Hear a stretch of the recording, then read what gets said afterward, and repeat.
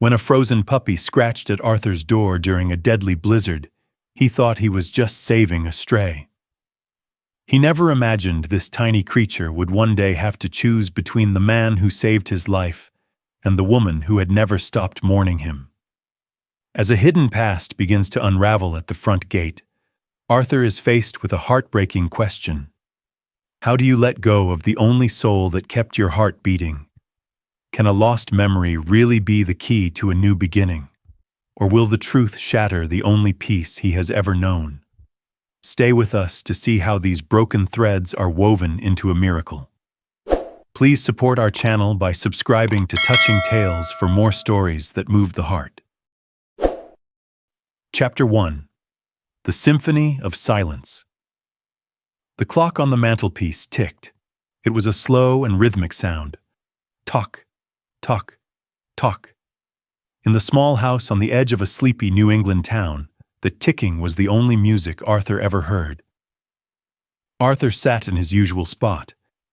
The kitchen table was made of heavy oak. It was a table built for a family of 4. Now it held only one plate, one glass of water, one set of silverware.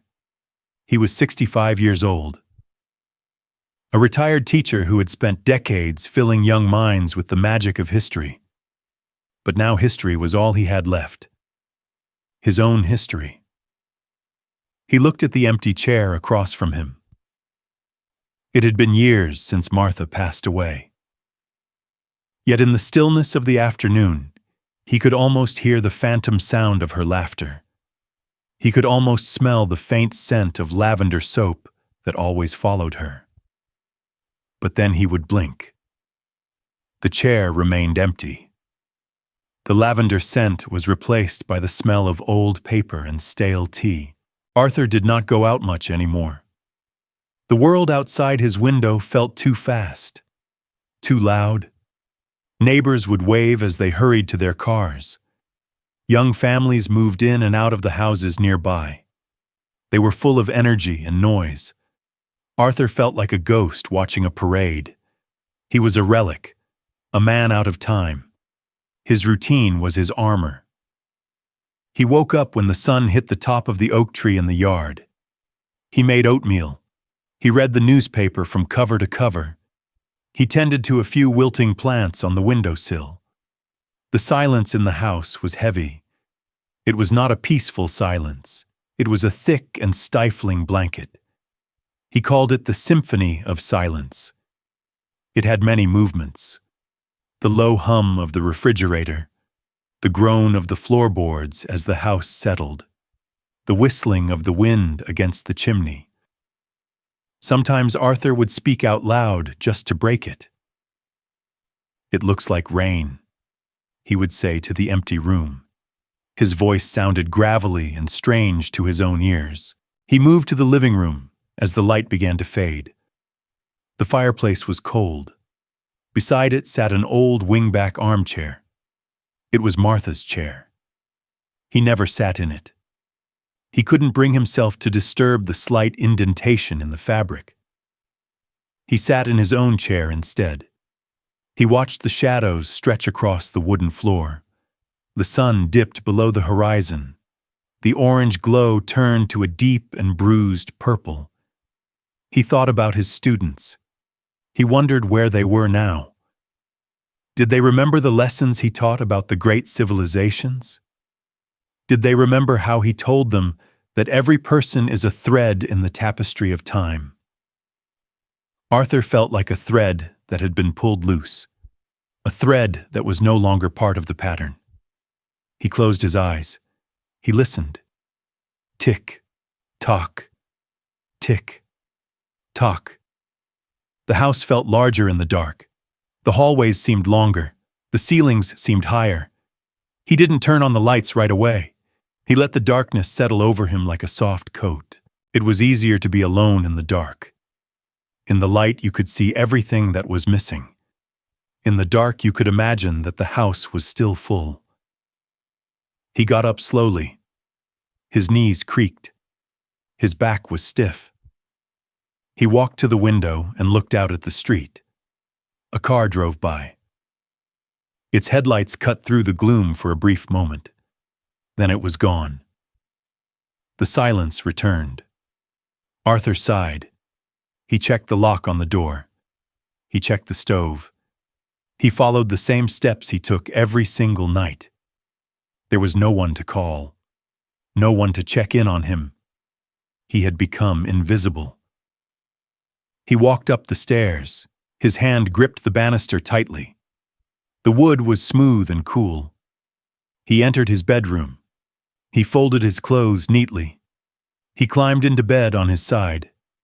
He left the other side untouched.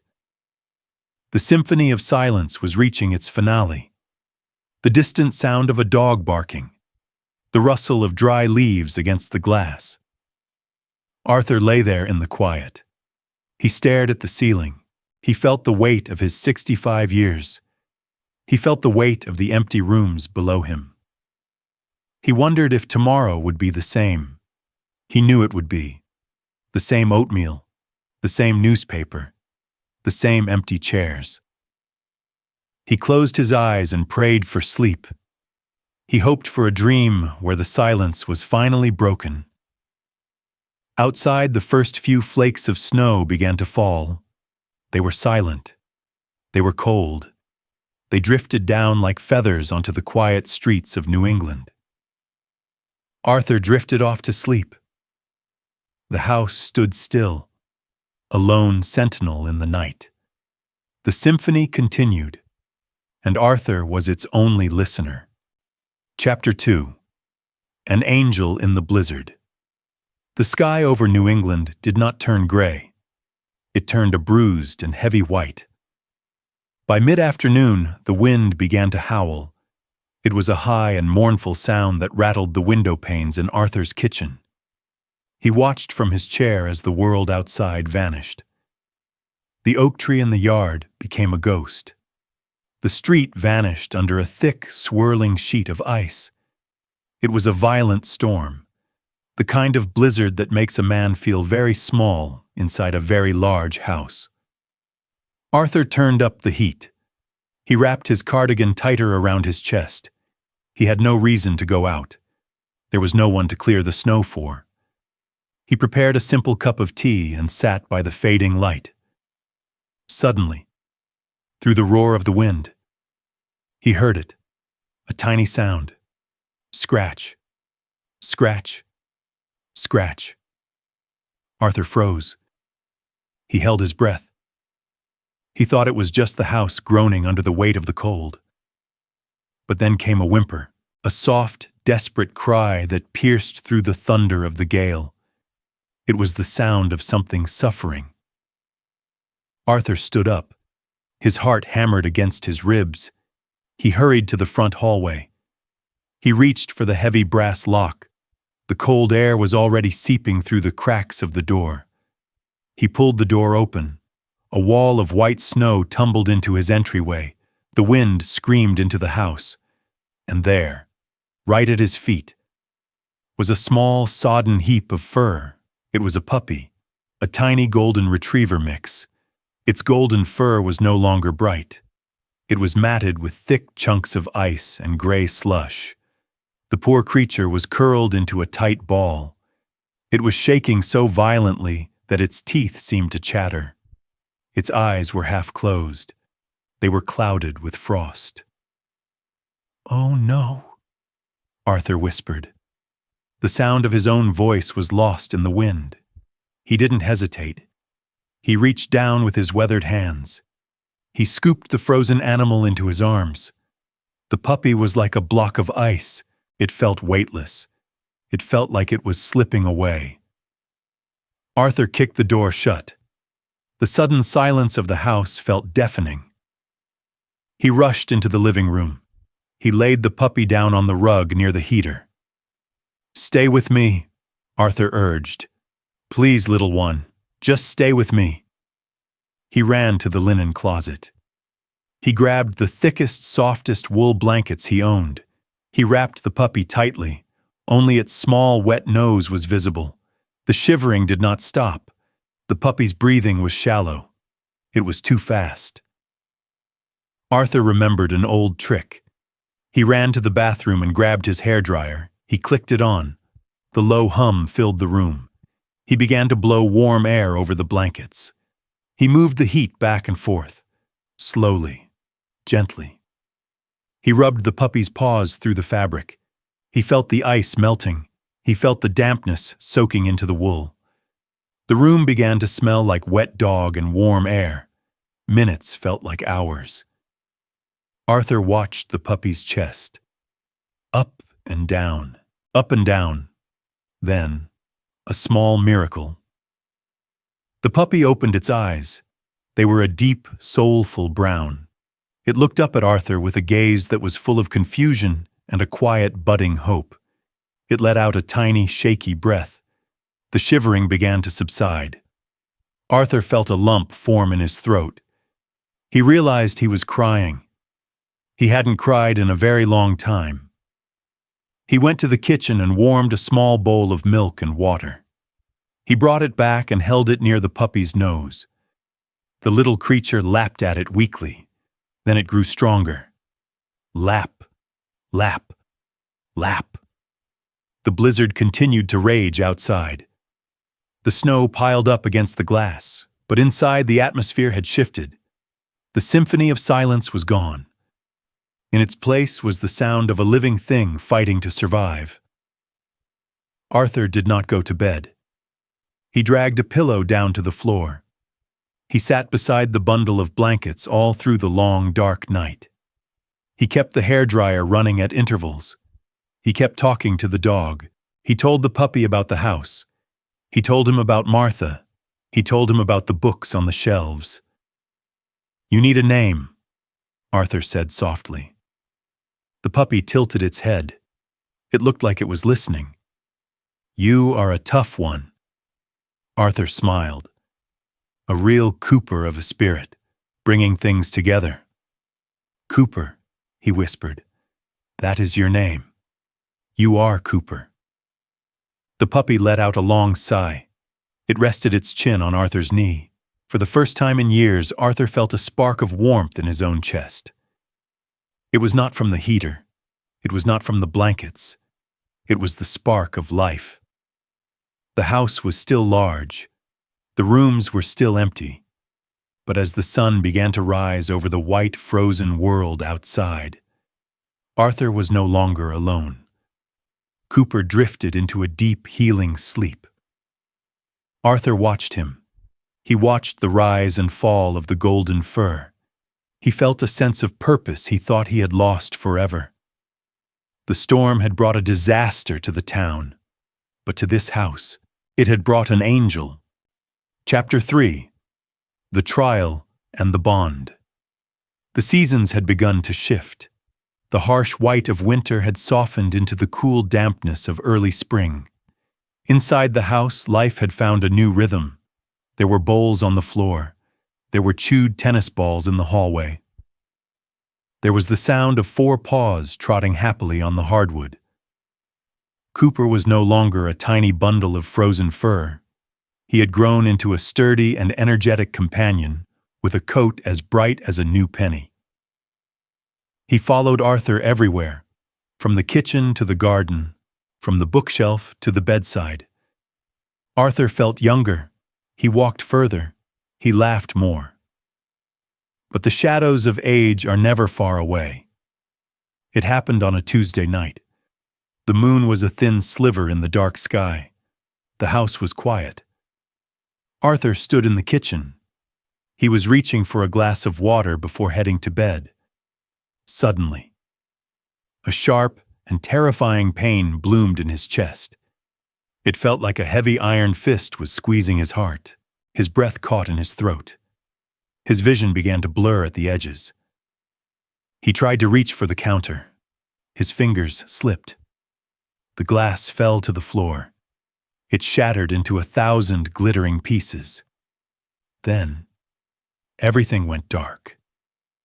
Arthur collapsed. He hit the linoleum floor with a heavy thud. He lay there, unable to move, unable to speak. The world was spinning. He tried to reach for the phone on the wall, but his arm felt like it was made of lead. He was trapped in his own body. Cooper was there in an instant. The dog did not run away in fear. He did not hide. He nudged Arthur's hand with his wet nose. He let out a low and worried whimper. When Arthur did not respond, Cooper began to act. The floor was cold. The night air was biting. Cooper lay down right against Arthur's back. He curled his warm and furry body around the old man. He was trying to share his heat. He was trying to keep the cold away. Arthur felt a faint warmth. He felt the steady thrum of the dog's heartbeat against his spine. It was the only thing keeping him grounded. But Cooper knew that warmth was not enough. His master needed help. The dog stood up. He ran to the large window in the living room. The curtains were slightly parted. Beyond the glass sat the house of the Millers. Their lights were still on. Cooper began to bark. It was not his usual hello bark. It was a sharp, piercing, harrowing sound. He barked until his throat felt raw. He scratched at the glass. He ran back to Arthur to lick his face. Then he ran back to the window.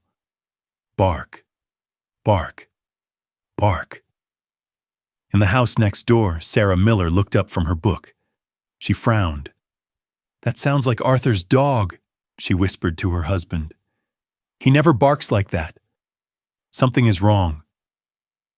She looked out the window. She saw the silhouette of the golden dog jumping against the glass. He looked desperate. He looked like he was pleading. Sarah didn't wait. She grabbed her coat and ran across the yard. She pounded on Arthur's door. No answer. She tried the handle. It was locked. She saw Cooper through the side window. The dog was now standing over a dark shape on the kitchen floor. Sarah's heart sank. She pulled out her phone and dialed 3 digits. 911. The sirens tore through the silence of the night. Flashing red and blue lights danced on the walls of the small house. Paramedics burst through the door. They found Arthur, and they found Cooper. The dog refused to move. He stood over Arthur like a golden sentry. He only stepped aside when he saw the men were there to help. He watched with wide eyes as they lifted Arthur onto a stretcher. He followed them all the way to the door of the ambulance. Days passed in a haze of white sheets and beeping monitors. When Arthur finally opened his eyes in the hospital, the first thing he felt was a void. He felt the absence of the warm weight against his back. The doctor walked in with a smile. "You are a lucky man, Mr. Arthur," the doctor said. "If your neighbor hadn't heard your dog, well, let's just say he's a hero." Arthur didn't say anything. He looked at his shaking hands. He thought about the night on the floor. He thought about the barking. He thought about the warmth of the fur against his cold skin. A week later, Arthur returned home. He walked through the front door slowly. He was tired. He was weak. But then, a golden streak came flying down the hallway. Cooper skidded to a halt. He wiggled his entire body. He let out a series of happy, muffled yips. Arthur sat down on the entryway bench. He pulled the dog into a deep hug. He buried his face in the soft, golden fur. "Thank you," Arthur whispered. His voice broke. He looked around his house. It was the same house, the same walls, the same furniture. But everything looked different now. Cooper was no longer just a dog he had rescued from a storm. He was the reason Arthur was still breathing. He was a guardian, a savior, a miracle with 4 paws and a wagging tail. The symphony of silence had been replaced by a new song, a song of gratitude, a song of life. Arthur looked at Cooper. The dog looked back with eyes full of unconditional love. The bond was no longer just a friendship. It was a promise. A promise that as long as they had each other, the silence would never be scary again. Chapter 4. The mystery at the fence. The world was waking up. The stubborn frost of New England had finally melted into the soil. Tiny green shoots began to peek through the dead leaves in Arthur's garden. The air smelled of damp earth and new possibilities. Arthur felt the change in his own bones. His recovery was slow, but it was steady. Every morning, he would fasten the leather leash to Cooper's collar. The click of the metal was the signal for their favorite time of day. They walked slowly at first.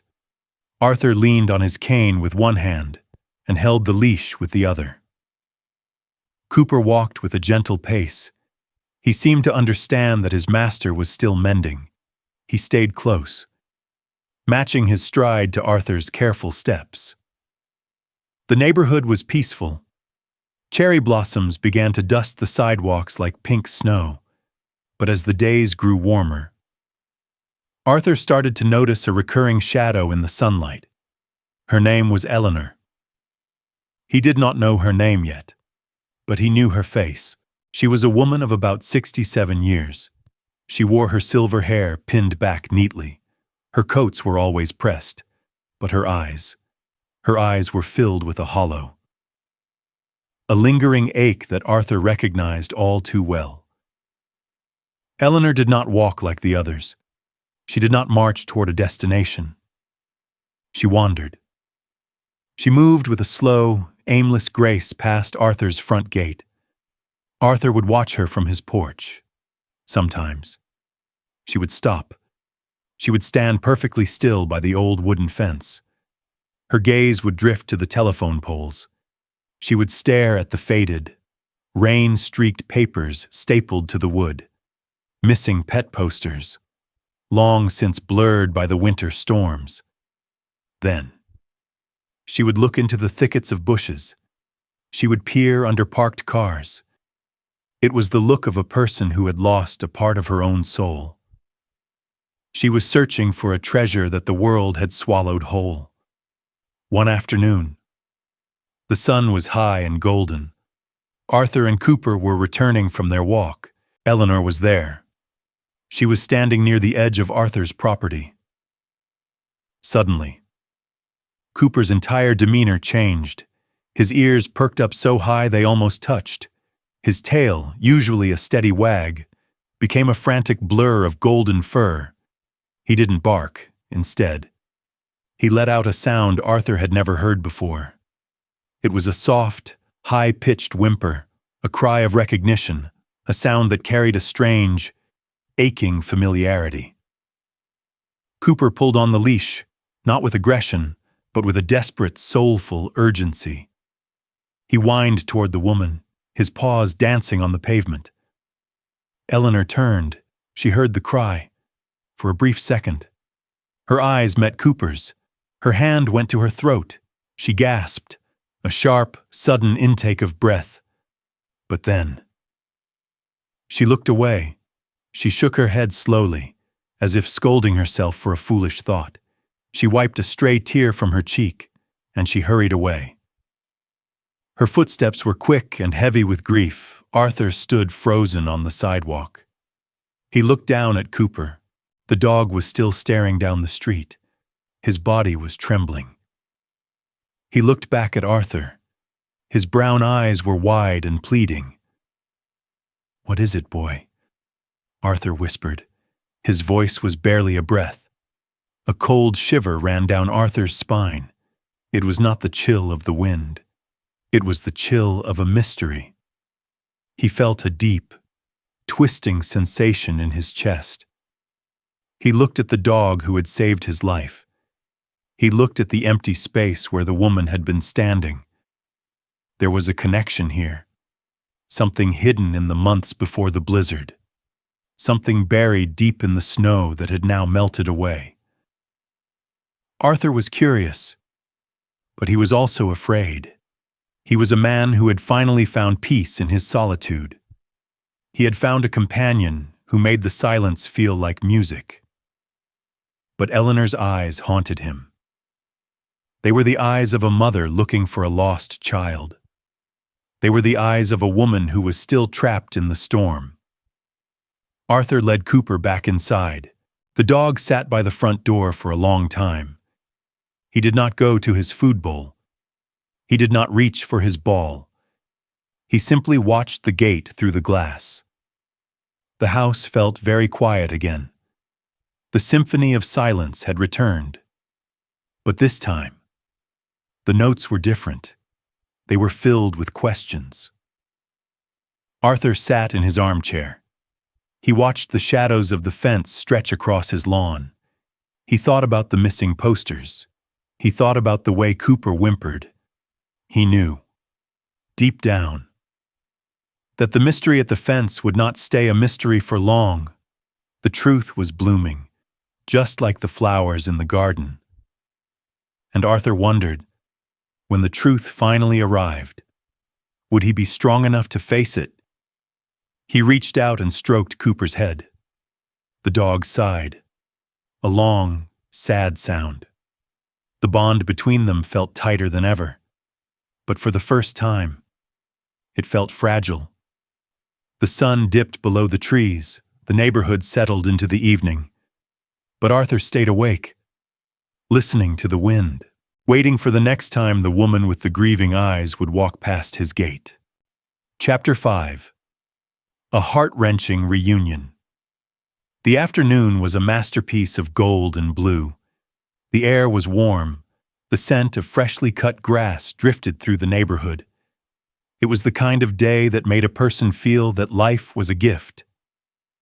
Arthur stood on his front lawn. He felt stronger today. The sun warmed his shoulders. He held a bright yellow tennis ball in his hand. Cooper sat at his feet. The dog's eyes were locked on the ball. His tail was sweeping back and forth. Thud, thud, thud against the soft grass. "Ready, boy?" Arthur asked. His voice was clear and full of affection. He tossed the ball. It sailed through the air. Cooper launched himself forward. He was a golden blur against the green. He caught the ball mid-air. He landed gracefully. He turned back toward Arthur with pride in his step. At that exact moment, a figure appeared at the edge of the property. It was Eleanor. She was walking slowly as she always did, but today she was not looking at the ground. She was looking at the dog. She stopped. She froze in her tracks. Her hands dropped to her sides. Her eyes began to widen. They were huge and shimmering. She looked like she was seeing a ghost in the bright daylight. Cooper saw her too. The yellow ball fell from his mouth. It bounced once, twice, and rolled into the dirt. Cooper did not care about the ball anymore. He let out a sharp, happy, high-pitched yelp. Then he ran. He did not run to Arthur. He sprinted toward the fence. He sprinted toward Eleanor. Arthur's heart skipped a beat. "Cooper, come back," he called out. But the dog did not hear him. The dog was listening to a voice from a deeper memory. Cooper reached the gate. He didn't wait. He squeezed his body through the opening. He threw himself at Eleanor. He was jumping. He was spinning. He was making soft, crying sounds of pure, unfiltered joy. He licked her hands. He jumped up to reach her face. He began to tug at the fabric of her floral dress with his teeth, gently, but firmly. As if he were trying to pull her into his world, as if he were saying, "Look at me. I am here. I am finally here." Eleanor let out a sound. It was a gasp that turned into a sob, a deep, wrenching sob that came from the bottom of her heart. She collapsed to her knees right there on the sidewalk. She didn't care about her dress. She didn't care about the neighbors. She wrapped her arms around the dog's neck. She buried her face in his golden fur. "Buddy," she choked out. Her voice was a ragged whisper. "Buddy, is it really you?" She pulled back to look at his face. She touched a small, white patch of fur behind his ear, a mark that only a mother would know. "Oh, my sweet boy," she cried. "My buddy, you came back to me." She began to sob uncontrollably. She rocked back and forth with the dog in her arms. The dog was licking away her tears as fast as they fell. Arthur stood in the middle of his lawn. He was frozen, his hand was still raised from the throw. The silence that followed her cries was the loudest thing he had ever heard. He watched them. He saw the way the dog leaned into her. He saw the way she held him like he was a miracle. In that moment, the truth hit Arthur like a physical blow. He thought of the blizzard. He thought of the shivering, frozen puppy he had carried into his house. He thought of the night on the kitchen floor, the night Cooper had barked to save his life. He had called the dog Cooper. But the dog's name was Buddy, and Buddy had a home. Buddy had a woman who had been wandering the streets in mourning for 6 long months. Arthur felt the world tilt. A cold, numbing sensation spread through his chest. He looked at his house. He looked at the empty porch. He realized that the soul who had filled his rooms with light, the guardian who had kept his heart beating, belonged to the woman sobbing on the sidewalk. He was the man who had rescued a dog, but she was the woman who had lost a piece of her life. Arthur walked toward the gate. His legs felt like lead. His cane tapped rhythmically against the stone. Tack, tack, tack. Eleanor looked up. Her face was wet. Her eyes were red, but they were no longer hollow. They were shining with a light that Arthur had never seen before. "I'm so sorry," she whispered. She was still clutching the dog. I lost him in the storm. I searched everywhere. I never stopped looking." Arthur looked down at the dog. The dog looked back at him, Cooper, Buddy, the savior of his life. Arthur's throat felt tight. He tried to speak, but the words were stuck. He realized that a great joy for one person often meant a great sorrow for another, and as he looked at Eleanor's radiant, healing face, he knew that the symphony of silence was waiting for him just around the corner. He had found a friend. But that friend was a bridge back to a life he didn't own. Arthur took a deep breath. He reached out a shaking hand. He gently touched the dog's head one last time. "His name is Buddy," Arthur asked. His voice was barely a murmur. Eleanor nodded. She was smiling through her tears. "Yes, his name is Buddy." Arthur looked at the golden dog. The sun was beginning to set, casting long, dark shadows across the grass. The afternoon was still beautiful, but the air felt much colder than before. Chapter 6. The Threads of Destiny. The sun began to dip behind the tall maple trees. The sky turned a soft shade of amber and rose. On the porch of the small wooden house, 2 strangers sat side by side on the old wicker bench. Between them sat the dog with 2 names. To the man, he was Cooper. To the woman, he was Buddy. The air was cooling, but the conversation was warm, for the first time in years. Arthur found himself speaking from the heart. He told Eleanor about that terrible night in the blizzard. He described the scratching at the door, the way he had used a hairdryer and blankets to fight back the ice on the puppy's fur. "He was so small," Arthur whispered. "I thought he was a gift from the universe to keep me from disappearing into the quiet." Eleanor listened with tears in her eyes. She reached out to stroke the dog's ears. Then, she shared her side of the story. She spoke of a frantic drive to the vet during the first flakes of the storm, how a sudden slide on the ice had forced her to open the car door, and how the terrified puppy had bolted into the white void before she could stop him. "I walked those streets until my feet were numb," she said. Her voice trembled. "I put up posters every day. I prayed that someone kind had found him. But as the months passed, the hope began to feel like a burden. Arthur looked at his hands. Then, he told her the most important part. He told her about his collapse on the kitchen floor. He told her how the dog had barked until the neighbors came, how the dog had kept him warm when his own blood felt like ice. "He didn't just move into my house," Arthur said. "He saved my life. He is the reason I am sitting here today." Eleanor gasped. She looked at the dog with a new sense of wonder. She saw not just her lost pet, but a hero. The dog seemed to sense the weight of the moment. He did not run off to chase a squirrel. He did not bark at the passing cars. Instead, he leaned his heavy head onto Arthur's knee. At the same time, he rested his front paw firmly on Eleanor's lap. He refused to choose. He belonged to both of them. He was the bridge between two separate islands of grief. Arthur felt a sharp, twisting pain in his chest. It was not a medical pain this time. It was the pain of a looming choice. He looked at his quiet house, the rooms that had finally felt full again.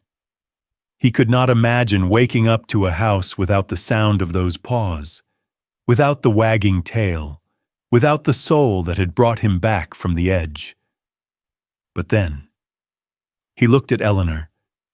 He saw the way her hands stopped shaking when she touched the dog. He saw the light in her eyes that had replaced the hollow stare of a searcher. He knew what it was like to be alone. He knew the crushing weight of the symphony of silence. He could not be the man who sent her back into that darkness. He could not take her miracle away. They sat in silence for a long time. The crickets began their evening song in the grass. The streetlights flickered to life. "It is strange," Eleanor said softly. "If he had stayed with me, you might not be here. If you hadn't found him, he might not be here." Arthur nodded slowly. The truth began to settle over them like the evening mist. This was not a coincidence. It was not just a lucky find in a storm. This dog was a thread, a golden thread of destiny. He had been sent into the blizzard to find a lonely man. He had stayed to save that man's life. And then, he had pulled that man out of his house and toward the fence, just to find the woman who was also lost in the dark. The dog had woven their lives together. He had tied two people who had given up on the world into a single knot. Arthur looked at Eleanor. She looked back at him. The fear of the choice began to fade, replaced by a realization that was as bright as the rising moon. Perhaps the dog didn't have to choose. Perhaps neither did they. The silence on the porch was no longer empty. It was full of a new, quiet possibility. A possibility that two lonely people and one heroic dog might just be enough to start over. Arthur took a deep breath. The air was sweet with the scent of spring. The threads of destiny had been pulled tight, and for the first time, Arthur wasn't afraid of where they might lead. Chapter 7. The House of Warm Hearts. The moon climbed higher into the New England sky. The air grew chilly, but Arthur did not want to go inside. He did not want this moment to end. He looked at Eleanor. She was leaning down to whisper something into the dog's ear. Her face was soft. It was the face of a person who had finally found her way out of a long, dark tunnel. Arthur cleared his throat. His heart was beating with a strange new courage. "Eleanor," he began. His voice was steady. "I have spent a long time in this house alone. It is too big for one person, and it is too quiet for a heart that has been broken." He paused. He looked down at the golden dog. The dog was looking back and forth between them. His tail gave a single, hopeful thump against the wooden porch. Managing everything alone, at our age, it is not easy. Arthur continued. And neither of us should have to say goodbye to this hero. Neither of us should have to return to the silence. Eleanor looked up. Her eyes were searching his. Arthur took a deep breath. Stay here. Move into the guest room. We can share the chores. We can share the walks. But most importantly, we can make sure this dog never has to choose between the two people he loves. The silence that followed was not empty. It was full of the weight of a life-changing decision. Eleanor looked at the house. She looked at the garden where she had found her buddy.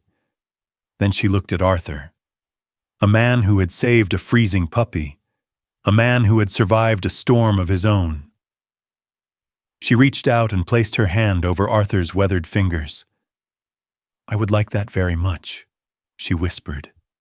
And just like that, the threads were tied. The days that followed were a blur of motion. There were boxes to move. There were curtains to wash. The house that had felt like a museum of the past began to feel like a home for the future. The kitchen table was no longer set for one. Now, there were 2 plates, 2 glasses, and a large ceramic bowl on the floor that never stayed empty for long. They became a team. Arthur handled the garden and the heavy lifting. Eleanor brought life back to the kitchen. The smell of baking bread and fresh coffee replaced the scent of dust and old paper. They walked together every morning. Arthur with his cane, Eleanor with her gentle smile, and the dog Cooper to one buddy to the other, striding proudly between them. The neighbors noticed. They saw the lights burning late into the evening. They heard the sound of music and laughter drifting from the windows. The invisible man was invisible no more. Arthur and Eleanor shared their stories. They spoke of the people they had lost. They spoke of the dreams they once had. They found that, even at 65 and 67, there were still new chapters to be written. The dog was the happiest of them all. He no longer had to look at the gate with longing. He no longer had to whimpering at the fence. He had his mother. He had his father. He had a pack. One evening, the sun was setting behind the hills. The sky was a brilliant canvas of orange, gold, and deep violet. Arthur and Eleanor sat on the porch swing. The rhythmic creak of the chains was a peaceful sound. The dog lay at their feet. His head was resting on his paws. His eyes were closed in a deep and contented sleep. Arthur looked at the horizon. He thought about the blizzard. He thought about the cold. He thought about the man he used to be, a man who was waiting for the end in the dark. He felt a warmth in his chest. It was a warmth that would never fade. "We are very lucky, Arthur," Eleanor said softly. Arthur nodded. He watched the last sliver of the sun disappear. "Yes," he replied. "But I think we were just being led back to where we belonged." The symphony of silence was gone. It had been replaced by the symphony of home. The 3 of them sat there in the fading light. The house was warm, the hearts were full, and the world was quiet. But it was a good quiet. Love had found its way through the snow. It had found its way through the pain. It had finally found its way home. In the end, Arthur and Eleanor's story reminds us that kindness is never wasted. A single act of compassion in a storm can change the course of a lifetime. It proves that no matter how deep the silence feels, love will always find a way to weave us back together. If this journey touched your heart, please join our small community by subscribing and sharing your thoughts in the comments. Your support means the world to us. Now a new story is waiting for you on the screen. Click to watch it and continue the journey with us.